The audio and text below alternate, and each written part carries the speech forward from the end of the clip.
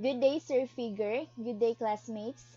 My name is Hazelme Arlupisilio, together with my partner, Maylin D. Raganas, and today we will discuss Chapter 6, which is the credit policies. So, credit policies is composed of four parts.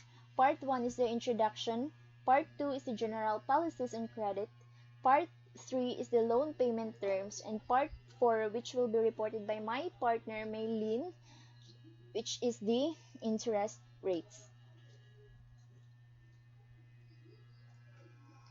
Part 1 Introduction. In business, policies are general statements used as guides for the members of an organization as they perform their jobs. So it provides guidelines on routines and repetitious tasks for the members of an organization. Policies is a set of principles and guidelines that gina-establish sa usa ka company to define its long-term goals, direct and limit the scope of its actions, and to protect its interests.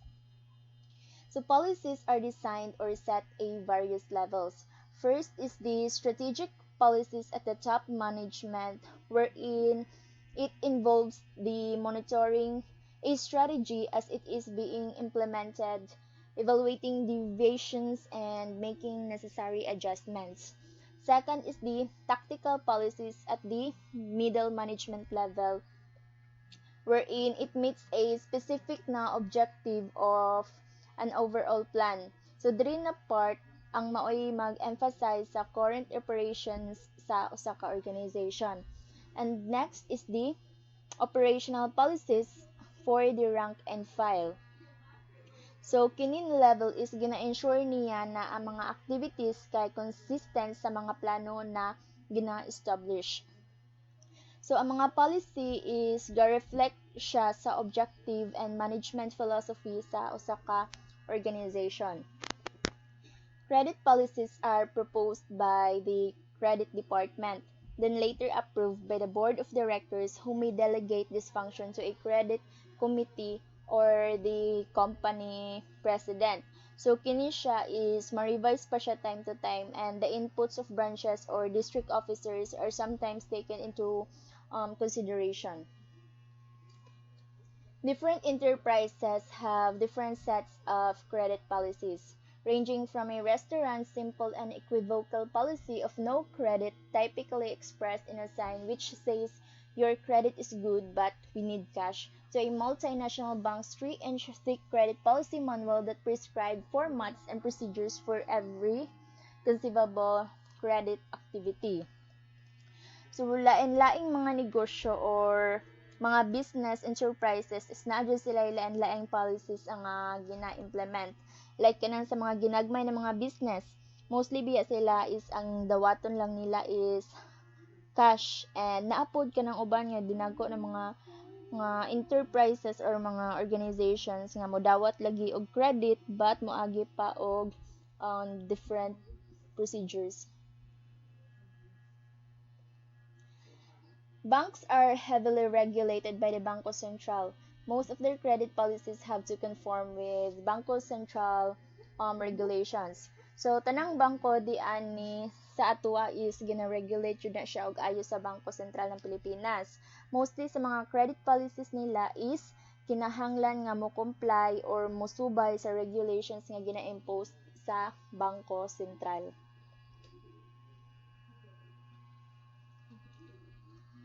So, to put in writing or not, the decision to produce a written policy manual would depend on the first is the financial resources of the company or the monies that keep a business operating. Second is the philosophy of the management or the approach that affects how a manager leads their team and makes decision. Third is organizational size and texture, or the number of employees o kung unsa siya klase na organization. Next is the complexity of credit transactions or the process in terms of transactions, kung lisod ba siya, kung dali ra ba, ingon ana, kung daghan pa ba og kanang mga procedures, amo na siya. Fifth is the approval limits, or the amount up to which the credit insurer has given its approval. Most mid-sized companies start out by sending a 5-page guideline to their branches or operating units. Every other month, the new policies will be disseminated. The branch manager puts all these folders marked credit policies as the organization policies. As the organization grows, it may consider the production of a credit policy manual. So, mostly sa mga mid-sized company or kana mga company na dako-dako sa mga small businesses but dili big enough para ma-consider na large businesses, so kini sila na company is ga-start sa 5 pages guideline or list of policies nila and ginapasa sa ilang branches or operating units. So, every month, magdungag sila bag-o ng mga policies, and kana na mga policies is gina-compile na siya sa branch manager and gina-mark na siya as credit policies.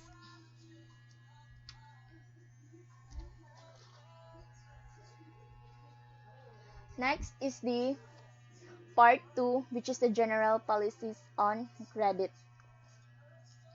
Some of the areas where general policies have to be designed are: first is the approval authority, second is the credit limits, third is loan to market value ratios, fourth is the past due limits, fifth is the territorial limits, sixth is the single proprietor versus corporation, the seventh is the other side agreements imposed by lender, and eighth is the separation of credit from marketing operations.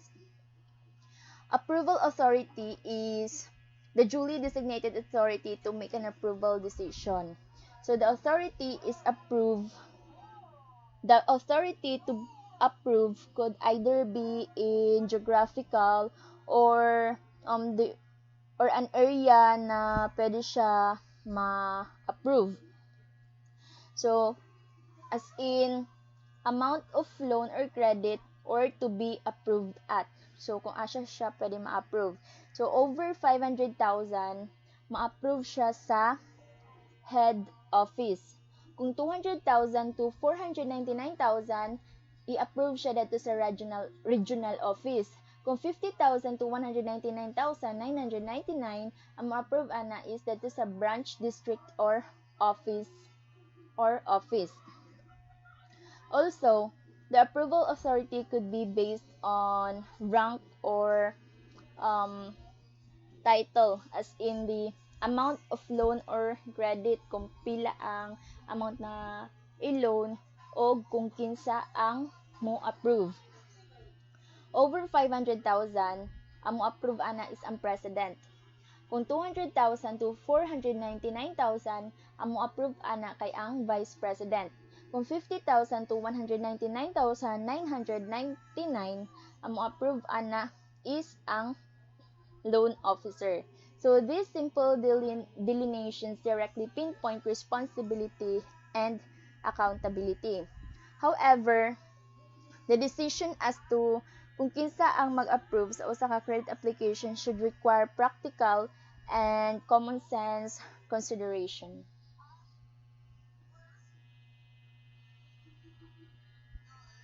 Next is the credit limits.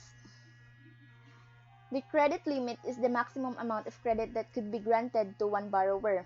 One example of a credit limit is the single borrower rule in a bank. If a bank's paid-up equity is 1 billion, the maximum loan it can give is 15% of 150 million. So, ang credit limits is ang maximum amount of credit na i-extend sa usa ka borrower. Silbi mao na siya ang loan amount nga mahatag sa bank sa imuha. Dili ka pwede mag-exceed anang credit limit nga ilahag giset sa imuha nga amount. So, the primary and perhaps the only purpose of a credit limit is to protect the lender from a large transaction that, if it turns sour, it could cause its financial collapse. So, the Bangko Sentral's 15% single borrower limit for banks is for that purpose. Kung purpose aning 15% to single borrower sa Bangko Sentral kay para maprotektahan ang nagpautang, especially sa mga dagko na mga transactions if ever mag-cause og financial collapse.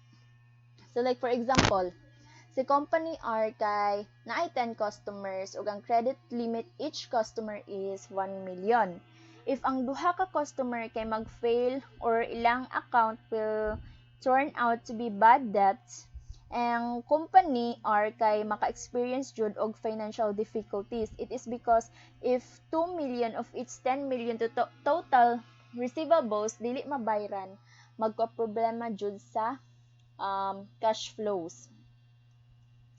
So the factors that may be used in determining a company's credit limit are the average total purchase amount per customer per order, the nature of the product being sold, the geographic distance between the branch and the approving authority, the nature of the company's competitors, and the credit quality of its customers.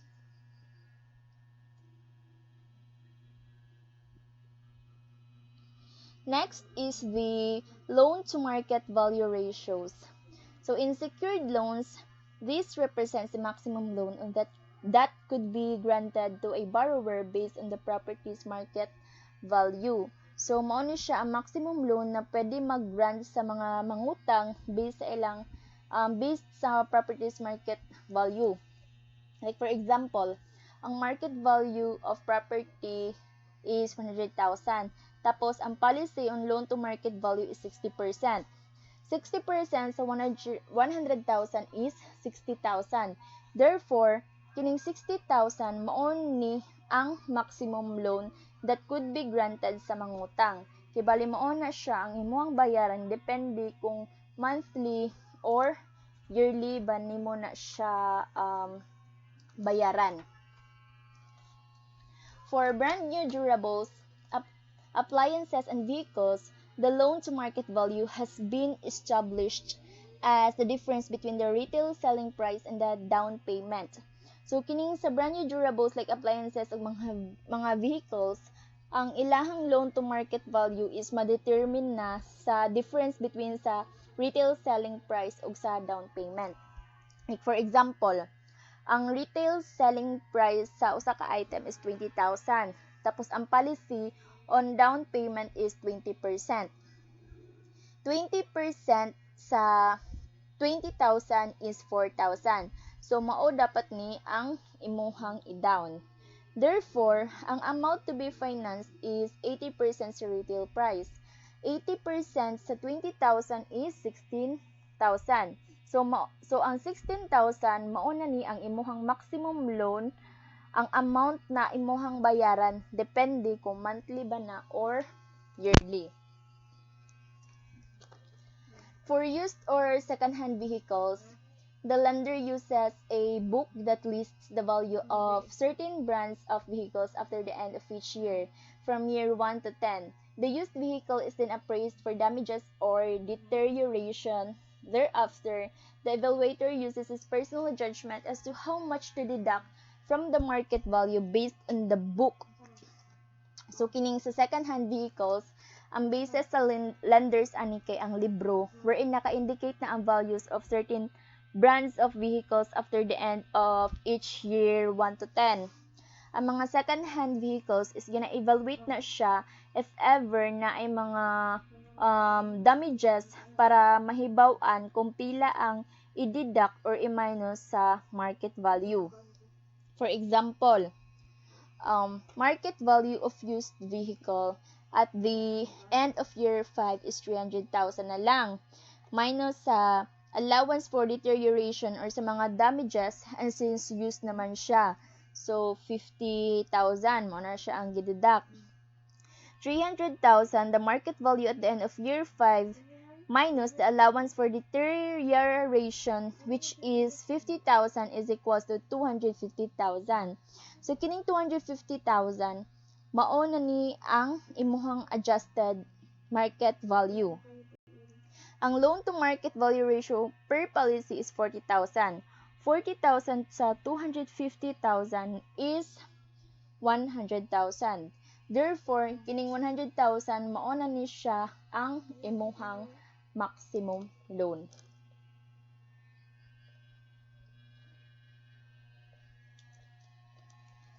Next is the past due limits. These limits is imposed as the performance measurement tool of branches or of the credit and collection department. It could be the basis for the promotability of employees. It is also used in the collection incentive program. Below a certain cut of past due level, incentives are no longer payable. Past due limits kay kanang nanlapas na sa period date nga nakaset. So these are those payments nga wala pa nabayaran by the cut-off time on its specific date. So this could be also the basis of promotability of employees. Kay if daghan sila makolek nga on time mo bayad or mo tunong sa due date, the more chances na ma-promote sila. So among banks, the past due limit, which is 25%, is very crucial na to the bank itself. Kung ang bank mo go beyond sa 25% limit, daghang privileges ang isuspend sa Bangko Sentral. The most important being the privilege to use the Bangko Sentral is the rediscounting window. It is because those banks who are low in funds kay pwede makahulam from the Bangko Sentral gamit ang ilang loans as collateral or in exchange. Next is the territorial limits. Territorial limits kanang refer sa mga lugar wherein credit could be granted based on geographical limits. So some of the factors used in delineating these limits are peace and order situation, particularly in provinces where insurgents are active.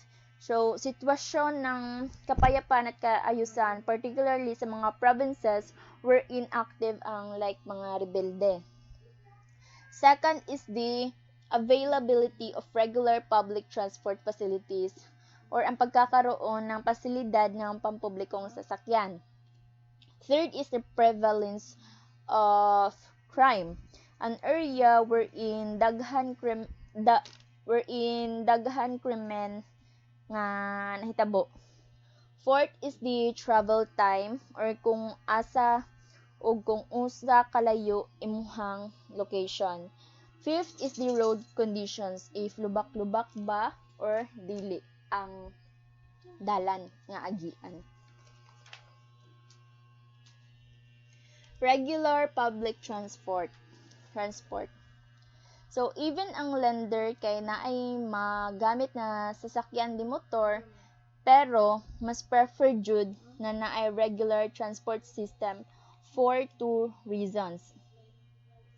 First is in kaso nga dili available ang vehicle sa lender, makaadto gihapon ang collector sa iyang adtuan tungod kay naay regular na transport system na ilahang magamit.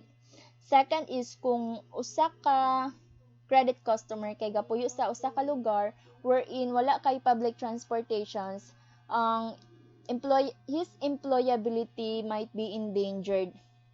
It is because dili man kaayo makabayad ang customer tungod kay wala kay public transportation sa ila. So ikaw na lender, madaot jud imong trabaho, mao nang mas better na naa jud vehicle or regular transport system para ang collector na maoy moadto sa ilaha lugar if ever dili makaadto ang credit customer.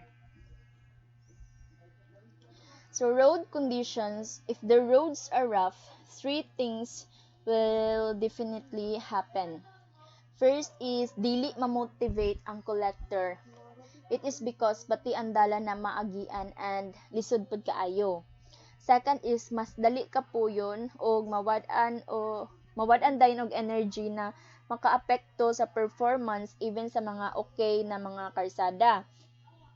Third kay kung lisod ang dalan, prone to breakdowns ang mga sakyanan kay dili okay ang karsada, and kung mahitabo na dili na dayon maka-continue og collect kay guba man ang sakyanan. Next is the single proprietor versus corporation. So the issue here is liability. This means that if an entrepreneur uses a single proprietorship as the type of legal organization for his business and he incurs a liability in excess of his business's resources, he is still liable to the extent of all his personal assets present and future. That is because an individual has unlimited liability.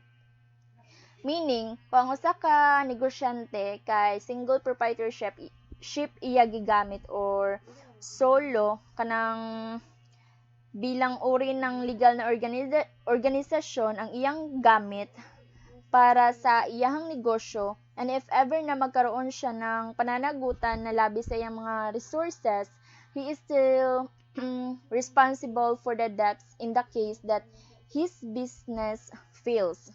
That is because an individual has unlimited liability. For example, a contractor loses money sa usa ka construction project tapos nagkautang sa hardware og 500,000 for construction materials nya 100,000 ra iyahang money. So ang hardware store can go after sa constructor's personal asset like balay og yuta, sakyanan, furnitures, jewelry ug unsa pa na dira hantud sa mabayaran na niya iyahang unpaid balance which is 400,000. So, corporation, by contrast, has limited liability. The corporation's liability is limited to the extent of its listed resources or assets. People invest in a corporation because they could only lose what they have invested.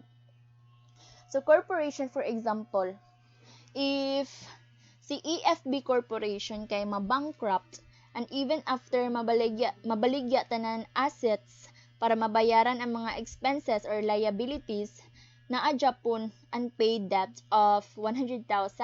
So ang mga stockholders ana sa corporation is dili na siya liable ana. It is because they have fully paid their subscriptions. So the corporation's liability is limited ra siya to the extent of its listed resources or assets. So, wala agyoy habol ang corporation sa personal assets sa mga stockholders para mabayaran ang utang na 100,000. That is why most of the people jud kay mo invest sa usa ka corporation, it is because ang mawala ra sila is ang ilahang gi-invest. And even mga top level executives who signed a promissory note is dili personally liable because they were only just acting in behalf sa corporation, not for their own account. So, Philippine lenders require the top office of the corporation to sign twice in order to avoid this problem. So, for the corporation and for ourselves, so, kailangan mo perma sa president of the corporation which is si Real Reyes og si Lorna Venturanza as a treasurer of the corporation. Moperma sila for the corporation and para sa ilahang kaugalingon. So with this technique, the corporation is bound to pay the debt. At the same time, Mr. Real Reyes and Miss Lorna Venturanza are also principally liable in their own personal capacity for the debt, having signed a promissory note for themselves. So, their personal assets like homes, ilang mga sakyanan, mga jewelries, and others could be subjected to court action for recovery of an unpaid debt.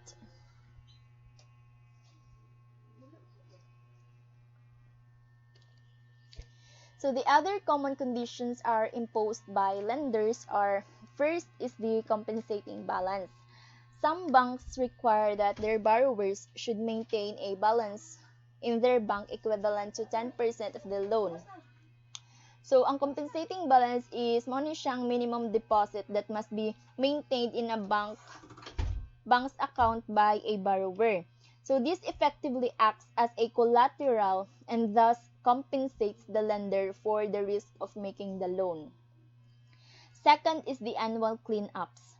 So in some types of loans, banks require their borrowers to pay all unpaid loans at least once a year. This tests borrowers' financial capacity. So this is a banking practice nga ga-require nga dapat bayaran sa usa ka borrower tanang utang niya at least once a year. Diri sab matest ang financial capacity sa usa ka borrower. Third is the submission of periodic financial statements like an audited balance sheet and statement of income for the next most recent quarter or an audited financial statement for the most recent month. Fourth is the exclusive marketing agreement. Merchandise credit is granted provided that the buyer will sell and carry in its inventory on an exclusive basis only the products creditors supplied. So this is a contract between a business and a distributor that will allow the promotion and selling of business's product in exchange for a portion of the sales profit. Fifth is the exclusive warehousing and transport agreement. So this is required by lenders who have interests in warehouse and transportation facilities. So this is for either as lenders or stockholders. Sixth is the assurance of quick response repair service. Lenders for car financing would like to make sure that when there are some breakdowns, the dealer has complete service facilities. So when accrediting a car dealer, the banks inspect their service facilities. By accrediting a car dealer, the bank agrees to finance its car sales. Next is the separation of credit from marketing operations. It is important that the marketing and credit functions should be separated. The marketing department's overriding concern is to sell. It is the credit department's sole responsibility to make sure that the credit resources are used properly. No credit sale should be allowed to unworthy customers. So, it is impossible to impose this separation between sa credit ug marketing department. It is very difficult to enforce especially in small provincial branches where marketing people is dili jud malikayan na makipag-socialize sa mga credit personnel. So as Filipinos bound sa atoang culture, it is not unexpected na for branch personnel, marketing and credit alike na mag-bond. Mostly pagani tungod sa kasuod or closeness kay mahimong ninong or ninong sa mga kanang sa ilang mga anak and go to the same fiestas and sometimes mag-unwind pagani most especially sa mga time or weeks na way pahulay. But they value their jobs and ginahandle ila task with due diligence and prudence.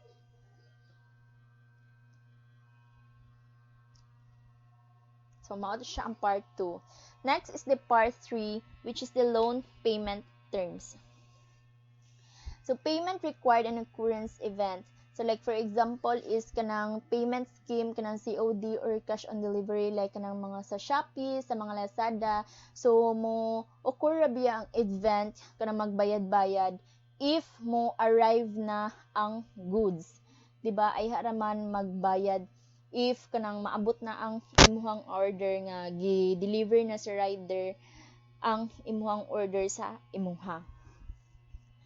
Payment required after merchandise is sold. The following arrangements fall under this category. Consignment only. The manufacturer transfers the possession of his goods to the retailer who will display them in his store. Whenever an item is sold, the retailer is supposed to pay the manufacturer immediately. This setup is similar to a trust receipt agreement. But if it does not comply with the requirements of PD 115, also known as the trust receipt law, the agreement is simple consignment. So kini siya is arrangement wherein the manufacturer or kanang gahimo sa product kay i-display iyahang products sa store sa retailer. So whenever na ay mahalin na product, ay haradayon mabayaran sa retailer ang manufacturer. Next is the trust receipt, PD 115 known as the trust receipt law. So kining PD 115 is gi-issue ni President Marcos atong 1973. It is a law criminalized or pag-violate sa trust agreement, particular sa mga butang na wala bayari. According to Section 13, na if ever dili ma-turn over sa entrustee or the receiver of goods ang halin sa mga nabaligya, kay makasuhan og krimen na estafa, which is punishable under the revised penal code.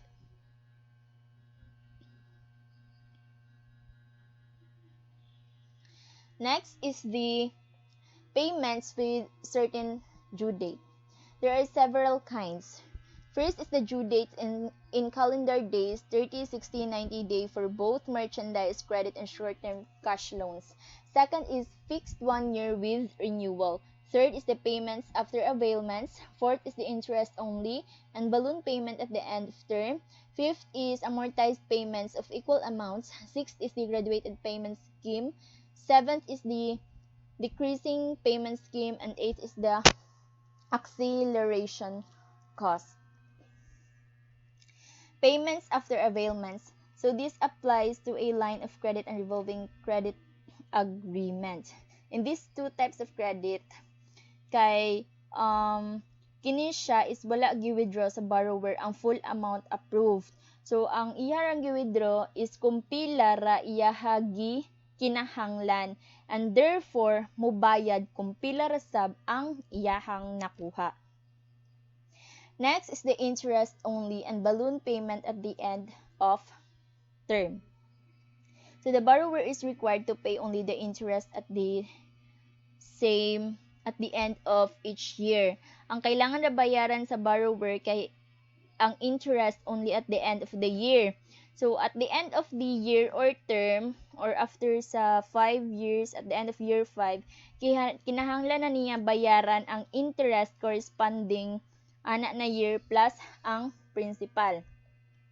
For example, for a 500,000 loan with a 5-year at 12% annual interest, the borrower will pay the interest of 60,000 at the end of each year for 4 years, and the interest and the principal at the end of 5th year. So sa kini sulod ani ng mga tuig, ang bayaran ra niya is ang interest, which is ang 60,000. So ang 60,000 gikan na siya sa 500,000 multiplied by 12% is equals to 60,000. So sa year, so kini na year is mao pa ni ang pag-release sa loan. The end of year 1, bayad siya og interest 60.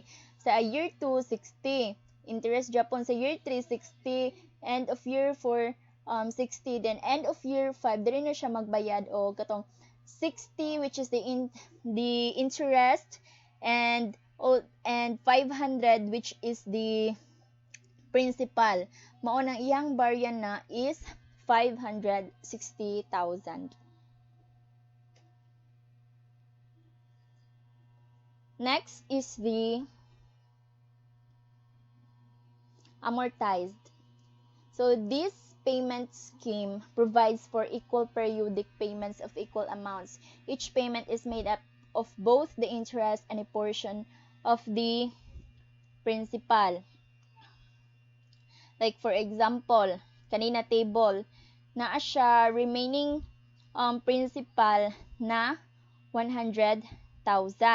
So mao ni iyaha utang na kailangan bayaran for 24 years.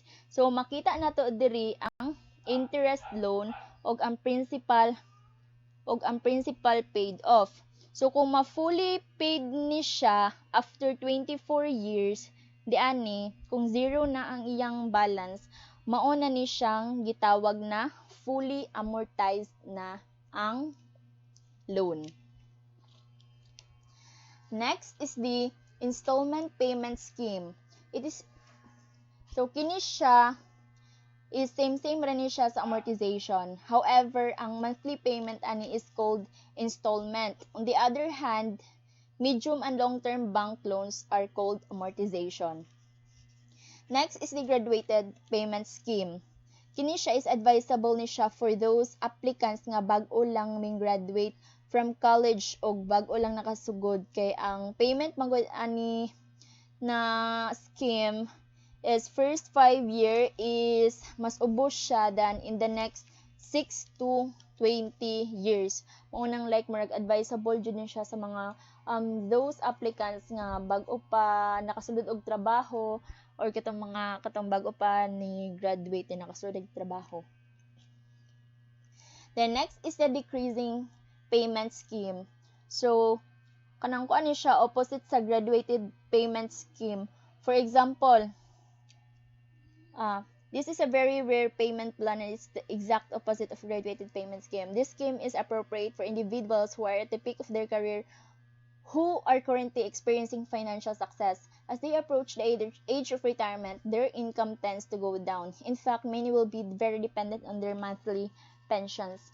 Like for example, a 50-year-old businessman kay mas mo prefer na mubayad og dako na monthly payments karon para if ever na mo reach siya sa edad na 60 kanang he could only afford to pay the remaining balance 10 years gamit ang iyang pension. So kanang gamay na ang iyang baryo na ani kay mas gipili man niya before na magbayad og dagko monthly.